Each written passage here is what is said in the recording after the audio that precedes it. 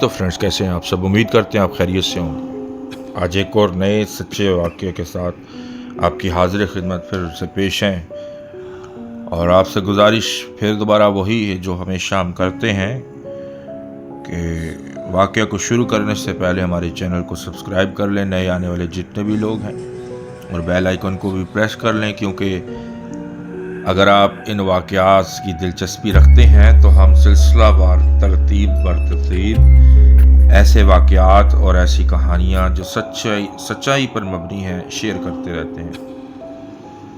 तो मोअज़्ज़िज़ सामीन व हज़रात, शुरू करते हैं आज की एक सच्चा वाक़या। और ये सच्चा वाक़या है आज रतन साईं के बारे में। रतन साईं कराची का मशहूर जादूगर था और ये काफ़ी सालों पहले की बात है। रतन साईं जिसने काले इल्म पर कहते हैं कि अबूर हासिल किया हुआ था। हमारे एक जानने वाले के रिश्तेदार से हमें रतन साईं के बारे में पता चला। वो अपने कारोबार की बंदिश की काट करवाने रतन साईं के पास गया था। मोअज़्ज़िज़ सामीन व हज़रात, रतन साईं एक ऐसा शख्स था जो कि ये बात हमें कहनी भी गवारा नहीं है और ये अच्छा भी नहीं लगता कहने को, लेकिन चूंकि ये काम हो रहे हैं और ये हमें बताना भी ज़रूरी है, इसलिए इसमें कोई कबाहत नहीं। रतन साईं वो शख्स था जो औरत के हैज़ के गंदे खून के गंदे कपड़ों के साथ तावीज़ात लिखता था और वो तावीज़ लिख कर देता।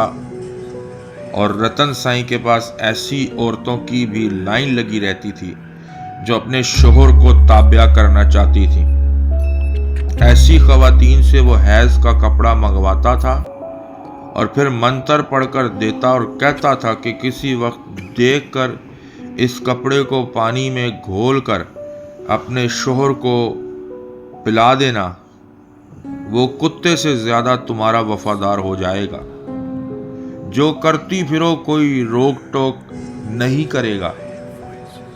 वो कहते हैं कि जब वो रतन साईं के पास अपने कारोबार की बंदिश की काट करवाने गए तो रतन साईं ने कुछ कपड़े और संदूर और कुछ पढ़कर मुझे दिया और कहा कि गाय के दिल में रखकर इसे सुई के धागे से बंद करके सबा सैनमा के नजदीक नदी किनारे फेंक देना। उस शख्स ने कहने के मुताबिक रतन साईं ने जैसा कहा वैसा ही उसने किया।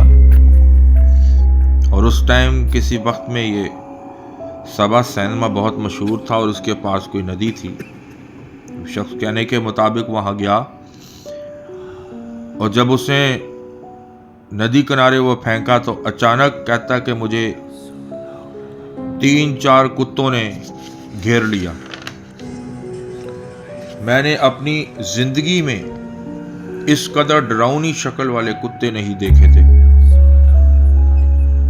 कहते हैं वो मुझे घूर रहे थे और भौंक रहे थे।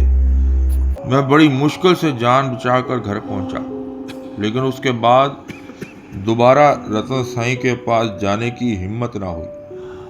वो कहते हैं कि कुछ अर्सा बाद किसी ने रतन साईं को गोलियां मारकर हलाक कर दिया, क्योंकि रतन साईं ने उसके कारोबार और ख़ानदान पर काला इल्म कर रखा था, जिसकी वजह से वो बहुत परेशान था। और उस शख्स ने जज्बात में आकर रतन साईं को गोलियां मार दी। इस तरह रतन साईं का किस्सा ख़त्म हो गया, जिसने न जाने कितने ही लोगों के घर तबाह कर रखे होंगे। सो फ्रेंड्स, आज भी ऐसे बहुत सारे लोग हैं, बहुत सारे ऐसे जादूगर हैं जिन्होंने लोगों के घर तबाह कर रखे हैं और रोज़ बरोज़ हमारे सामने ऐसे केस और मामलात आते हैं। जादू करके उन्होंने मियाँ बीवी के आपस में लड़ाई झगड़े दिलवाए हैं, घरों के घर तबाह करवा दिए हैं। बेटा माँ के ताबिया बाप के ताबिया नहीं है। बेटी माँ बाप के ताबिया नहीं, अपनी मर्जियाँ, अपना सब कुछ। और कुछ टाइम गुजरने के बाद पता चलता है कि फ़लाँ बेटे में हाज़िरियाँ होनी शुरू हो गई हैं, फ़लाँ बेटी में हाज़िरियाँ होनी शुरू हो गई हैं। इन सब के पीछे रतन साईं जैसे ही जादूगर लोग होते हैं, जो कहीं ना कहीं किसी ना किसी दूसरे रिश्तेदार के उनके पास जाने की वजह से जो उनसे हसद करते हैं कि इनके बच्चे क्यों इतने पढ़ लिख गए, या इतने ये मालदार क्यों हो गए, इन्होंने अपना घर क्यों ले लिया, अपनी गाड़ी क्यों खरीद ली। सिर्फ इस वजह से, इस अना को बेस बनाते हुए ये लोग ऐसे काम करते हैं और ऐसे लोगों के पास जाते हैं जो इंतहाई मकरू काम करते हैं, लेकिन फिर भी ये लोग उनके पास जाते हैं और रब की बारगाह में कभी हाजिर होना ये भूल जाते हैं। सो फ्रेंड्स, आप भी इस बात का ख्याल रखें और इस बात को ज़हन में रखें कि हमने भी एक दिन मरना है और हमने भी एक दिन यहाँ से जाना है। आगे जाकर फिर क्या मुंह दिखाएंगे अगर हम दुनिया में ऐसे काम कर रहे हैं। सो फ्रेंड्स, आज का वाक़या यहीं पर अख्ताम को पहुंचा है। अपना और अपने चाहने वालों का ख्याल रखें। फिर एक नए वाक़े के साथ हाज़िर खिदमत पेश होंगे। खुदा हाफिज़।